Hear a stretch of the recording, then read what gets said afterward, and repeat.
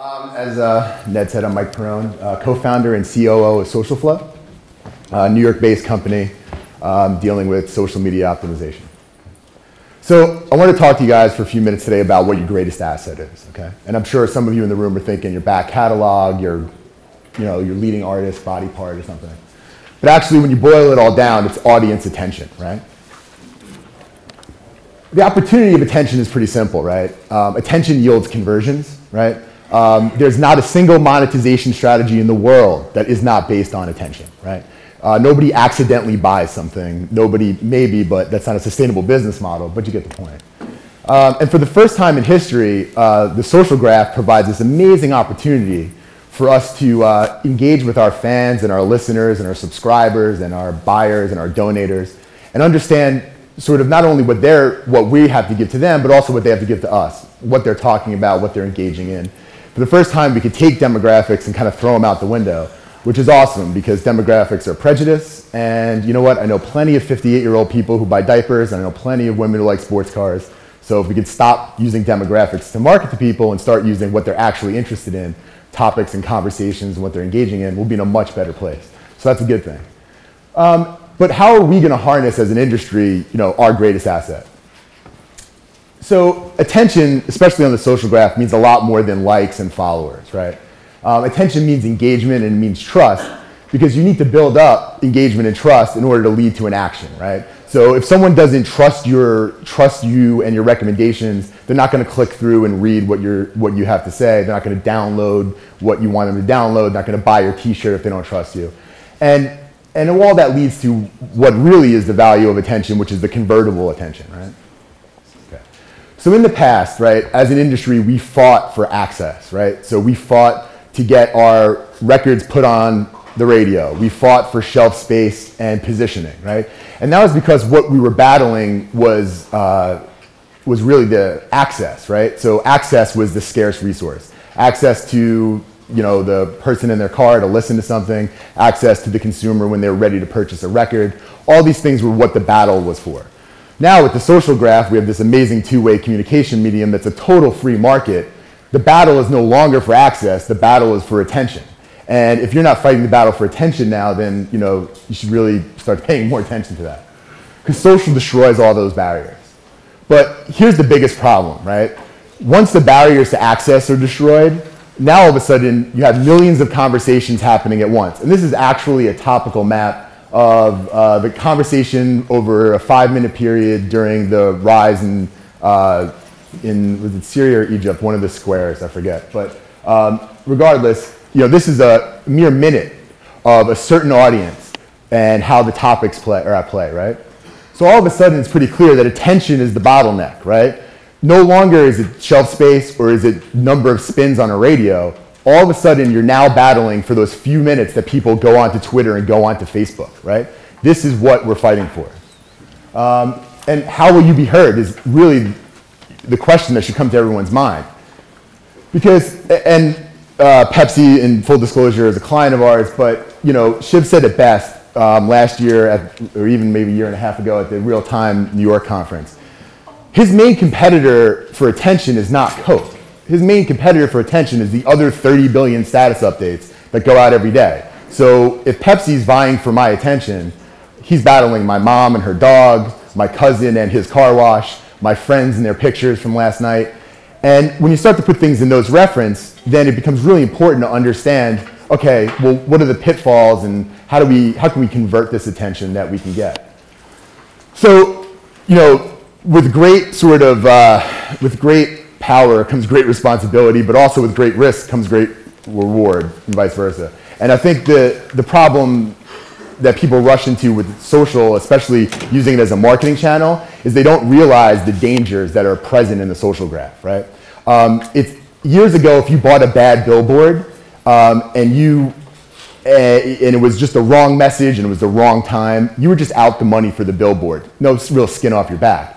Now, today, if you're in the social channel and you're off message or you're at the wrong time or it's not right, it feels spammy or it feels weird, then you're going to get a real penalty. And the penalty could be, just people starting to treat you with indifference and start to ignore you. And now all of a sudden you're building up these awesome audiences, but they're not listening to you anymore. And we all do this. Everybody that uses Facebook or Twitter, they're just people you skip. It might be 140 characters, but you don't read all 140 characters because they've been wrong so many times that you just don't listen to them anymore.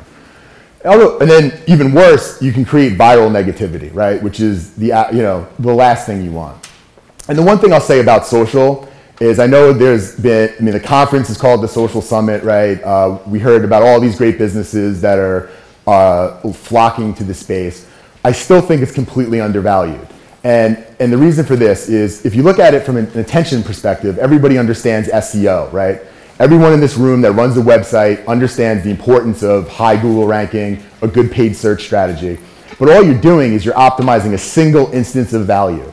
If we were down in Wall Street, what I would say is that single instance of value is a coupon payment, right? Social is an annuity, right? You not only get one instance of value, one click, one search, one click, one transaction. You have the ability to yield value from your audience in perpetuity. As long as you're, not an a-hole, and as long as you take your time and you make sure that you give your content, put it out at the right time, make sure it's engaging, that sort of stuff.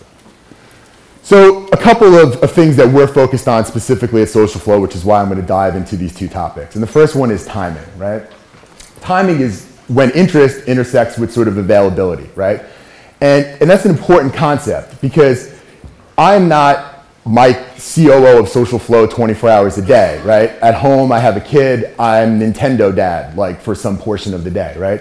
So you have to understand that the willingness to engage in a topic or engage in an area like music, there's still only certain windows every day that your audience is gonna do it.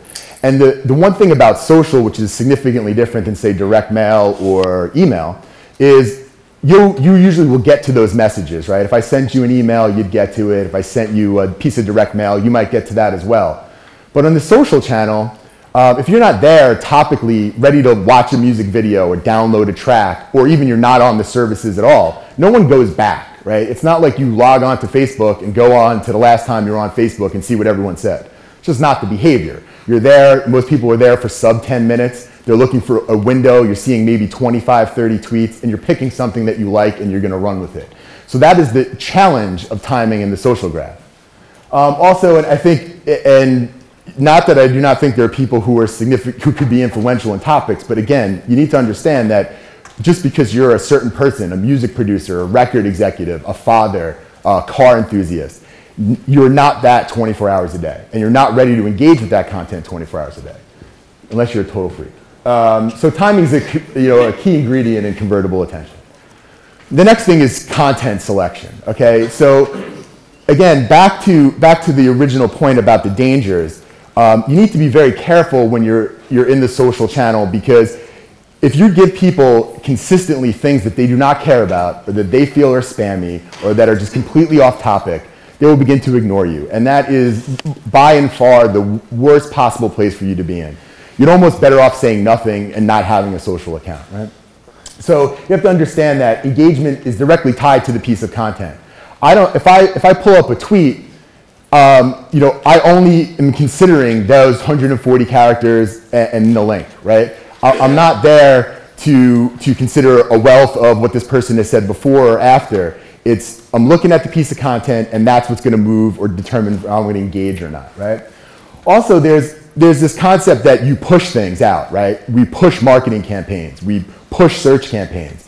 But social, you do a lot better if you let the audience pull, because topics move very fast, people cluster around conversations, and if you have a strategy that is a pull versus a push, you're going to do a lot better because you're going to hit the mark a lot more of the time. I just want to say one thing, like all of us in this room that deal with the industry, and I say me because I worked for BMG for years, right? And so I feel home here. But the music industry has this unbelievable ability to attract attention. And guess what? You have a wealth of content that you don't even realize, right? Back catalogs, tour dates, appearances, pictures, related bands, related tracks. I mean, of all the industries in the world, music has the easiest, in my opinion, job of creating convertible attention. And it's the right mix of the content that builds that trust and social capital. You can't say, come to my show, come to my show, come to my show, come to my, I mean, You probably sick of me saying that 4 times. Imagine if that's what you're getting in your feed every day. Come to this, come to that. So you got to make sure your mix is right. Because when you go and put a promotional message out in the social channel, you want to make sure that you get the highest return for that social capital. Because that's what you're spending, right? That's a value to you. And when I talked about fleeting assets, what I wanted to make the point was this convertible attention, your social audience, that is the biggest, best asset you have going forward. And you have to make sure that you treat it with care. Because if you don't, you're going to lose it. And once you lose it, it's gone. Just to give you some context, right? If you don't, and this is where we get into sort of the how part of the presentation. Okay, so you want to be right on time and you want to be right on topics. So you decide that you're going to monitor everything that happens on Twitter and Facebook, right? So if you had a really smart social media team of 10 people that never slept, worked 24 hours a day, that would equate to roughly 0.001728 seconds. Sorry, the pink's a little weird.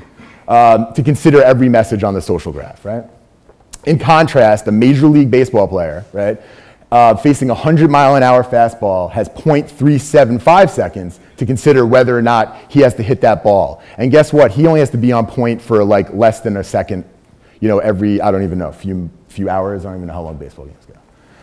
So to consider all the messages with a team of 10 experts with an amazingly awesome work ethic, you have to be 217 times faster at making your decision than the best Major League Baseball hitter. So obviously that's kind of tough, right? Every day, all day, 365 days a year, you need to be considering and thinking about these messages and what topics are at play right now. Did someone die? Did someone just, reach the moon on a homemade rocket ship? I mean, you have all these things that are converting attention away from your message, and you need to understand what they are. And quite frankly, like, humans cannot do this. We could do it in very small groups, but we cannot do it once you reach thousands of people. It's impossible. So the evolution of getting social right. Yesterday I think you would get reports and you would look at reports and you would try to mimic those things again. But I'll tell you what, it's what's today, Thursday, right? It's like roughly 5 o'clock. We're talking about SocialFlow. You're listening to me very patiently. Thank you. Next Thursday at 5 o'clock, you will not be doing this. I promise you, I will not be here. I'll be in San Francisco. So we'll be talking about different things, thinking about different things, and trying to use what happened yesterday as a predictor for tomorrow. Really bad. It's like buying stocks out of a newspaper, actually thinking you're going to get that price that it closed at yesterday. It's just not going to happen. So you want to look at things in real time, and that's where tools and computers can really help.